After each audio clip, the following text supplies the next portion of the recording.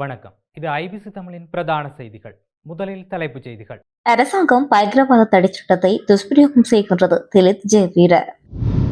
Iran போரினால் இலங்கையில் ஏற்பட்டுள்ள பாதிப்பு ஐநா விடுத்துள்ள எச்சரிக்கை.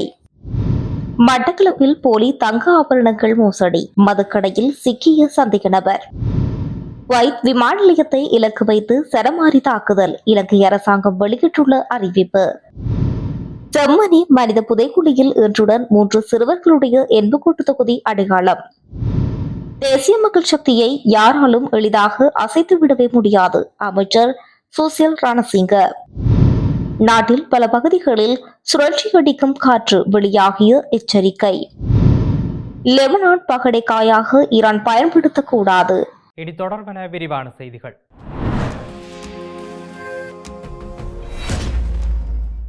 இலங்கை வரலாற்றில் இதுவரை இல்லாத வகையில் தற்போதைய அரசாங்கம் பயங்கரவாத தடைச்சட்டத்தை மிகவும் மோசமான முறையில் துஷ்பிரயோகம் செய்து வருவதாக குற்றம் சுமத்தப்பட்டுள்ளது. சர்வஜன பழைய கட்சியின் தலைவரும் நாடாளுமன்ற உறுப்பினருமான திலித் ஜெயவீர இந்த குற்றச்சாட்டை சுமத்தியுள்ளார்.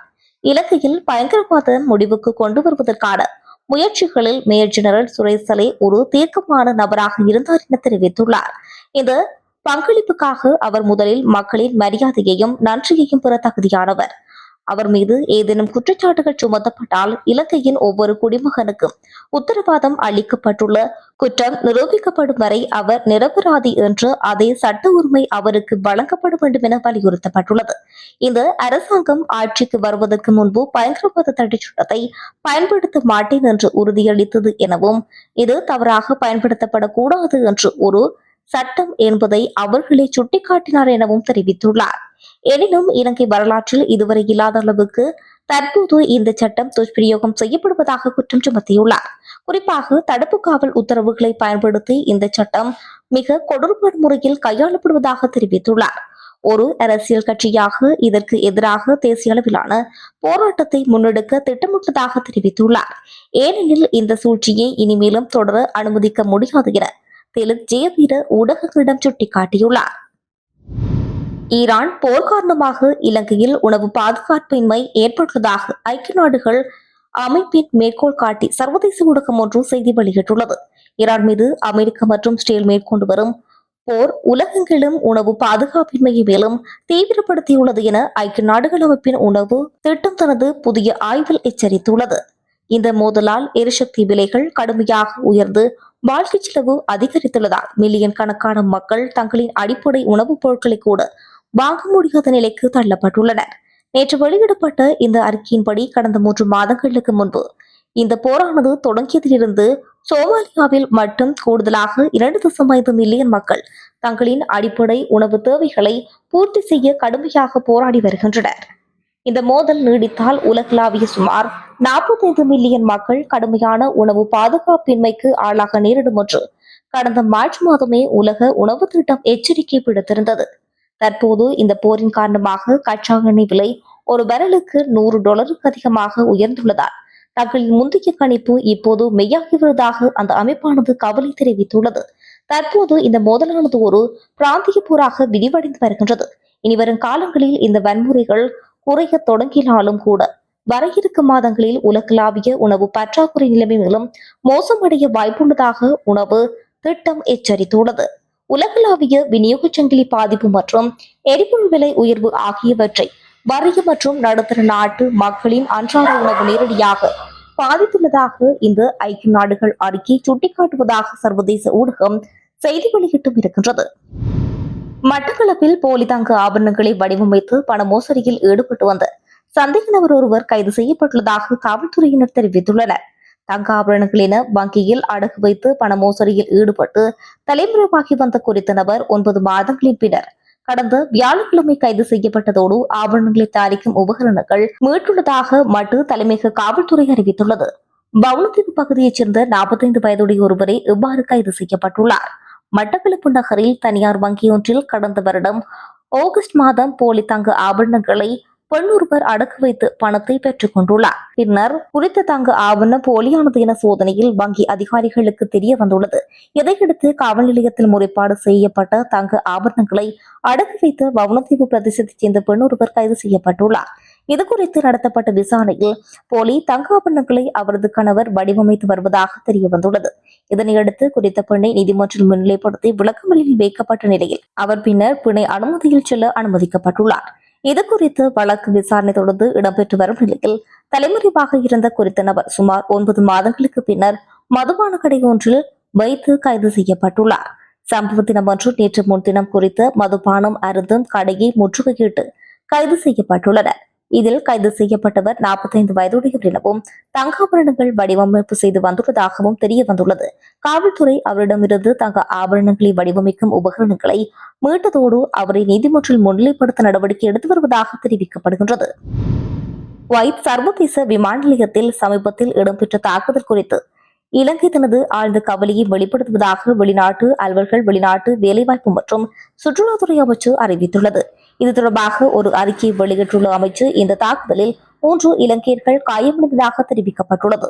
மேலும் அந்த பகுதியில் வசிக்கும் மற்றும் பணிபுரியும் 10 லட்சத்துக்கும் மேற்பட்ட இலங்கையர்களின் பாதுகாப்பை நல்வாழ்வு மற்றும் நலன் ஆகியவை இலங்கை அரசாங்கத்தின் முன்னுரிமையாகும் என்று அறிக்கையில் கூறியுள்ளது.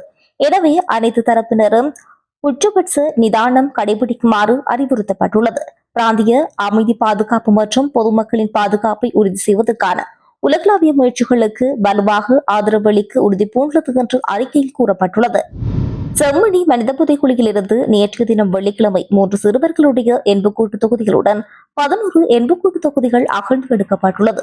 செம்மணி மனித புதைக்குழியில் 3ஆம் கட்ட அகழ்வு பணிகள் 17ஆம் நாள் அகழ்வு பணிகள் நேற்றைய தினம் வெள்ளிக்கிழமை நடைபெற்றுள்ளது. இதன்போது 13 எண்புக்கூட்டு தொகுதிகள் அடையாளம் காணப்பட்டுள்ள நிலையில் ஏற்கனவே அடையாளம் காணப்பட்ட எண்புக்கூட்டு தொகுதிகளில் சிறுவர்களுடைய 3 எண்புக்கூட்டு தொகுதி உட்பட 11 எண்புக்கூட்டு தொகுதிகள் அகழ்ந்து எடுக்கப்பட்டுள்ளது. இந்த நிலையில் செம்மணி மனித புதைக்குழியில் இதுவரையில் நடைபெற்ற அகழ்வு பணிகளின் போது 296 எண்புக்கூடுகள் அடையாளம் காணப்பட்டுள்ளது. இந்த நிலையில் 290 எண்புக்கூடுகள் முற்றாக அகழ்ந்து எடுக்கப்பட்டுள்ளது. அதேவேளை நேற்றைய அகழ்வு பணிகளின் போது எண்புக்கூடு ஒன்றுடன் தகர வடிவிலான பொருள் ஒன்று மீட்கப்பட்டது என்றும் சான்று பொருளாக இது அடையாளப்படுத்தப்பட்டுள்ளது. தேசிய மக்கள் சக்தி என்பது வெறும் அரசியல் இயக்கம் மட்டுமல்லாமல் அது ஒரு முறையான ஒழுக்கமும் பலமான கட்டமைப்பும் கொண்ட மக்கள் சக்தி என்பதால் தங்களை யாராலும் எளிதாக அசைத்துவிட முடியாது என்று வீடமைப்பு நிர்மாணிப்பு மற்றும் நீர்வளங்கள் அமைச்சர் சுசில் ரணசிங்க தெரிவித்துள்ளார். எங்களுக்கு கிடைத்துள்ள அரசியல் அதிகாரம் என்பது ஊழியர்கள் மற்றும் ஒட்டுமொத்த பொதுமக்களின் நலனுக்காகவே பயன்படுத்தப்படுமே தவிர எக்காரணம் கொண்டும் தனிப்பட்ட தேவைகளுக்காக பயன்படுத்தப்பட மாட்டாது. எங்களுக்கு எதிராக அரசியல் செய்யும் மாற்று கட்சிகளின் தலைவர்கள் கூட ஊழியர்களாக இருக்கும் பட்சத்தில் அவர்களிடம் எந்தவித அரசியல் பழிவாங்கலோ அல்லது அநீதிகளோ காட்டப்பட மாட்டாது. ஜனாதிபதி அவர்கள் பதவி பிரமாணம் செய்த போது குறிப்பிட்டதை போல அதிகாரத்தை எந்த எல்லைக்குள் பயன்படுத்த வேண்டும் என்ற தெளிவு எங்களுக்கு காணப்படுகின்றது. இந்த அதிகாரம் எங்களது குடும்பத்தினரின் உறவினர்களின் அல்லது தனிப்பட்டவர்களின் நலனுக்காக ஒருபோதும் பயன்படுத்தப்பட மாட்டாது என உறுதியளித்துள்ளார். தேசிய மக்கள் சக்தியின் பலம் குறித்து பேசிய அமைச்சர் எங்களுக்கு பின்னால் மிகச்சிறந்த தொழிற்சங்க கட்டமைப்பு மாணவர் இயக்கங்களும் தளம் அமைத்து கொடுக்கப்பட்டுள்ளது. அத்துடன் நாட்டின் பொருளாதார தூண்களாக விளங்கும் விவசாயிகளின் அமைப்புகளும் பெண்களின் பேராற்றல் மிக்க மகளிர் முன்னணியும் எங்களோடு பயணிக்கின்றது. நாடெங்கிலும் பறந்து விருந்து கிடக்கும் லட்சக்கணக்கான உறுப்பினர்களை கொண்டு வலுவானதொரு வலையமைப்பு தேசிய மக்கள் சக்தியிடம் உள்ளது என்று குறிப்பிட்டுள்ளார். நாட்டின் பல பகுதிகளில் காற்று சுழற்சியடிக்கும் என வளிமண்டலவியல் திணைக்களம் எச்சரிக்கை விடுத்துள்ளது. வளிமண்டலவியல் திணைக்களத்தால் நேற்று வெளியிடப்பட்ட வானிலை அறிக்கையிலே மேற்கண்டவாறு எச்சரிக்கை விடுக்கப்பட்டுள்ளது. இந்த அறிவிப்பு இன்று பிற்பகல் 3:30 மணி வரை அமுலில் இருக்கும் எனவும் திணைக்களம் தெரிவித்துள்ளது.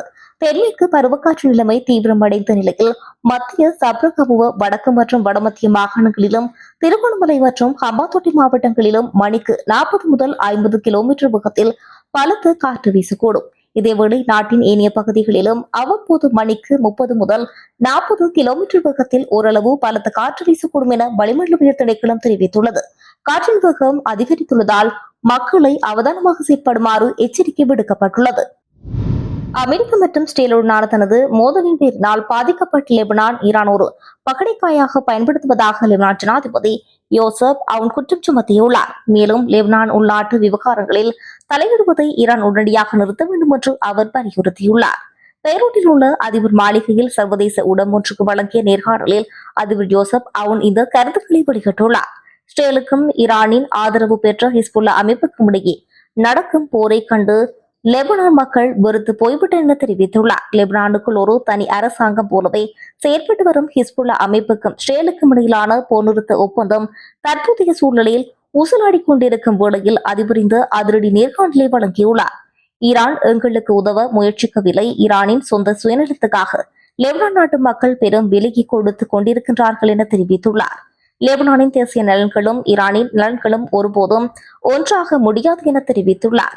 மேலும் ஈரானின் முக்கிய ராணுவ படையான இஸ்லாமிய புரட்சிகர காவல் படையை நோக்கி இது உங்கள் நாடு அல்ல, இது எங்கள் நாடு என அவர் ஆவேசமாக தெரிவித்துள்ளார்.